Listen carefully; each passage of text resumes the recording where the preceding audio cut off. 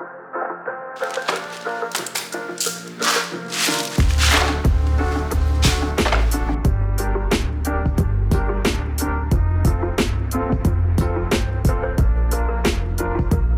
halo. Kali ini saya mau bahas seri iPhone terbaru yang masih anget-angetnya nih. Soalnya baru dirilis bulan September tahun ini. Nah, jadi ini adalah iPhone 17 Pro, tapi yang versi mini. Perasaan pas perilisan seri iPhone 17 nggak ada ya yang versi mininya. Tapi ternyata ada loh. Saya beli di Shopping, harganya pun ikutan mini. Cuma 600 ribuan aja. Kalau lihat dari boxnya sih simple banget ya, beda tuh sama yang biasanya. Jadi udah ketahuan kalau ini bukan produk resmi dari Apple. Tapi tetap bikin penasaran ya, gimana wujud dan isinya. Oke, nggak usah makin dilamain, mending langsung aja di unboxing. Di dalamnya, pertama ada unit handphonenya. Wah, ini udah kelihatan imut-imut gimana gitu. Tapi ditaruh dulu. Terus ini dapat apaan ya? Semacam stiker yang agak bening kayak gini nih. Ntar deh cari tahu. Lanjut ke perintilan lainnya. Ada kertas manual atau panduannya yang berbahasa Inggris. Terus dapat softcase yang bening kayak gini. Lumayan tebel dan tertutup ya. Dapat kabel data USB Type-C, USB-A dengan kabel yang lumayan tebel tapi agak lemes. Dalamannya warna orange kayak gini. Dan dapat SIM ejector yang bentukannya biasa kayak gini nih. Udah nggak ada apa-apa lagi, jadi itulah isi box dari iPhone 17 Pro mini yang saya beli.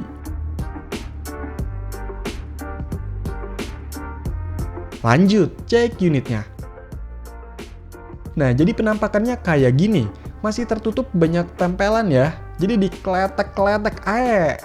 Aduh, ini tempelannya beda sendiri, ngebekas pula lemnya. Oke, untuk wujud aslinya kayak gini nih, iPhone 17 Pro mini dengan warna silver yang saya pilih. Sayangnya nggak ada yang warna cosmic orange yang ikonik itu ya. Tapi ya udahlah, yang silver ini kelihatannya oke juga kok. Untuk bahannya ini bukan aluminium, masih pakai plastik, finishingnya doff, dan ada beberapa yang glossy. Di bagian belakangnya ini nih, biar jadi kayak kaca gitu ya. Secara ukurannya ini memang kecil dan ringan, enak banget kalau dibawa-bawa. Di kantong juga nggak terlalu nyesek dan berat. Untuk desainnya ini ya udah oke lah, mencoba mendekati yang versi aslinya. Tapi memang nggak yang dibuat mirip banget sih. Di bagian depannya ini ada layar ukuran 3,5 inch. Udah dipakein pelindung gitu ya, cuma kurang rapi. Di atasnya ini ada earpiece dan kamera. Kalau bawahnya kosong. Di bagian sisi kanannya ada tombol power dan lubang apaan ini ya? Buat restart kah? Kalau yang ini SIM tray yang modelnya hybrid, bisa dual SIM atau single SIM pakai micro SD.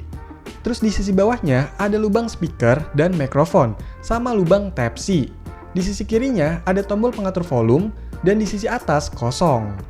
Untuk bagian belakangnya di sini ada 3 kamera yang kelihatan, tapi aslinya pasti cuma 1 doang. Terus ada lampu flash dan ada beberapa sensor-sensoran gitulah. Biasanya hiasan doang sih. Tapi untuk logo Apple Kerouacnya ternyata nggak ada nih. Apa udah nggak berani ya? Oke, coba dinyalain. Semoga bisa nyala. Yes, nyala. Ternyata welcome.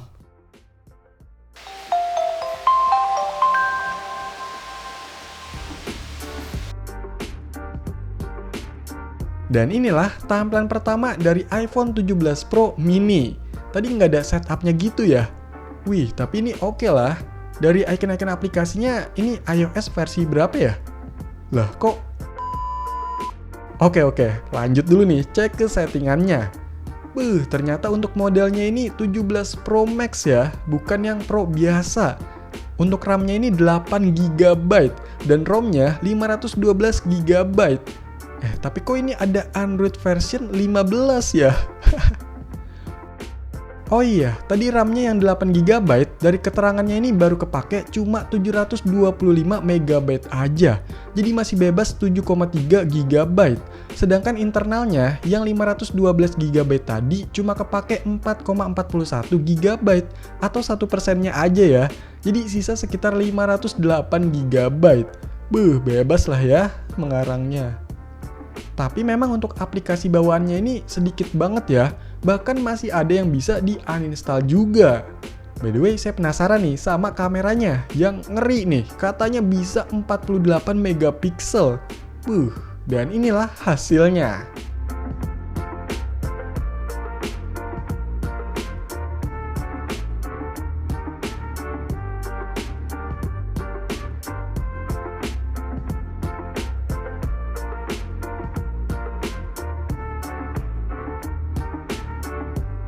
Oke, jadi ini adalah hasil perekaman video dari iPhonean 17 Pro Mini. Ini kalau dari settingan kameranya sih 720p ya untuk perekaman videonya. Dan ada stabilisasinya tadi. Minta tanggapan nih. Kali 1000 tadi saya bukan kali 1000 ya. Berarti kaki 900 kayaknya. Nah, kalau menurut kalian gimana nih untuk hasil rekaman dari videonya?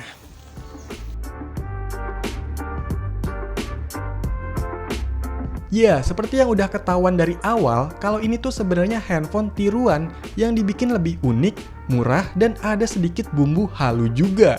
Secara modelnya, menurut saya memang unik, dengan ukuran sekecil ini dan menggunakan desain iPhone terbaru, jadi bikin lebih menarik.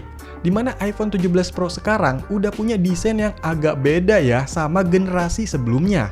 Dan memang di handphone ini ngambil beberapa aspeknya, kayak di bagian kamera yang memanjang kayak gini, bawahnya yang dibikin glossy ala kaca gitu. Terus untuk bagian layarnya ini full, nggak pakai tombol navigasi di luar layar, dan nggak ketinggalan dynamic island-nya juga ada, gokil. Tapi untuk sistemnya, di bagian tampilan yang mirip kayak iPhone itu cuma icon dan wallpapernya aja nih, yang lainnya dibiarin Android stock gitulah. Bahkan untuk navigasinya belum ada fitur gesture. Tapi lucunya, di handphone sekecil ini fitur split screen tetap ada loh. Ya namanya tiruan, apalagi modelnya dibikin unik, terus harganya juga murah, itu pasti ada kekurangannya. Ditambah lagi ada bumbu-bumbu halu di spek handphone ini. Jadi setelah saya cek lagi pakai aplikasi Fake Device Test maupun ADB lewat PC, OS di handphone ini aslinya Android versi 8.1 atau Oreo, bukan Android 15. Terus untuk RAM-nya, aslinya itu cuma 1 GB, bukan 8 GB. Dan storage internalnya itu cuma sekitar 16 GB, bukan 512 GB. Kalau chipsetnya, handphone ini menggunakan MediaTek MT6580M, quad-core up to 1,3 GHz, GPU-nya Mali 400 MP, layarnya 3,5 inch, kameranya cuma 5 megapiksel dan VGA, jaringannya masih 3G, dan baterainya cuma 1850 mAh. Nah, itu dia spek aslinya, jadi jangan tergocek sama spek yang ada di settingannya. Bahkan di aplikasi Aidana 4, pembuat handphone ini masih bisa ngakalin ya, ngeri Dengan spek segitu, ya jangan terlalu berharap banyak.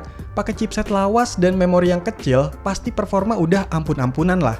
Saya masih coba buat benchmark pakai Antutu V9, itu cuma dapat skor sekitar 28 ribuan. Terus untuk internalnya ini juga punya kecepatan yang rendah banget. Tulisnya cuma 133 dan 12 MB per second untuk bacanya. Untuk urusan sensor juga minim banget. Nggak ada sensor cahaya, giroskop, bahkan orientasi, nggak ada. Untuk multitouch bisa 5 sentuhan sekaligus sih, cuma tetap di handphone sekecil ini agak ribet. Misalnya buat ngetik aja ini bisa jadi sering typo. Tapi sebenarnya nggak ada masalah sih sama layarnya, aman-aman aja. Walaupun panelnya nggak jelas, secara tampilan dan sudut pandangnya udah oke. Terus Android 8 ini sebenarnya masih cukup banyak aplikasi yang support, termasuk WhatsApp, YouTube, dan lain-lain itu masih bisa. Bahkan untuk beberapa game pun bisa. Cuma kan balik lagi ya, sama speknya yang udah sangat terbatas di zaman sekarang. Belum lagi untuk jaringan di handphone ini yang masih 3G, yang mana beberapa daerah udah nggak bisa. Jadinya ya cuma bisa pakai 2G aja. Dan buat internetan itu lelet banget. Kalau mau mending pakai wifi aja dah. Nah untuk sinyal di handphone ini muncul ya, walaupun nggak resmi. Soalnya pakai IMEI suntikan. Kalau saya cek ini aslinya pakai IMEI dari handphone model jadul, Nokia 105.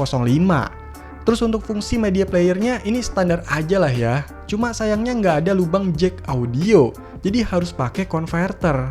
Keluaran suara speakernya ini nggak terlalu bagus lah ya, tapi suaranya masih cukup kenceng sih. By the way untuk baterainya, handphone ini saya coba-coba bisa dapat screen on time sekitar 2 jam. Dan untuk ngecharge-nya dari 20% sampai full sekitar 1,5 jam. Itu pakai adaptor yang 10 watt.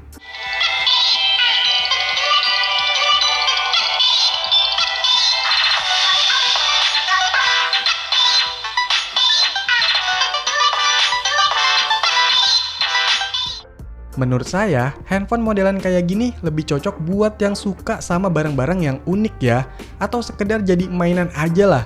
Karena modelnya yang mirip iPhone 17 Pro, tapi ukurannya kecil, jadi menarik. Tapi kalau buat dipakai jadi handphone utama, itu mendingan jangan. Karena dari merek yang kurang jelas, keamanan sistemnya diragukan, dan kalau ada apa-apa pun itu nggak ada jaminan ya, bukan handphone resmi. Ya sebenarnya bisa dimaklumin juga karena harganya yang murah. Jadi pasti ada kekurangan dan resiko yang harus ditanggung sendiri. Tapi kan sayang juga gitu. Jadi seperti biasa, sesuaikan dengan kebutuhan dan semoga dari video ini bisa dapat pelajaran. Oke, jadi itulah iPhone-iPhonean 17 Pro versi mini yang unik dan menarik. Silahkan dikomentarin, like, share, dan subscribe channel ini. Terima kasih.